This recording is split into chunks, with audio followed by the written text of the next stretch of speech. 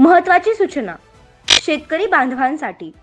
ज्या शेतकऱ्यांना अद्याप अनुदानाची रक्कम खात्यावर जमा झालेली नाही किंवा आजपर्यंत व्हीके नंबर मिळालेला नाही, अशा सर्व शेतकऱ्यांनी आपल्या गावातील संबंधित तलाठी कार्यालयात तात्काळ संपर्क साधावा.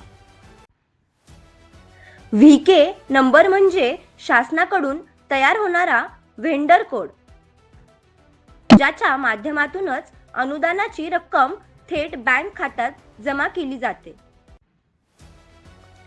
व्हीके नंबर नसल्यास अनुदानाचे पैसे मिळत नाहीत.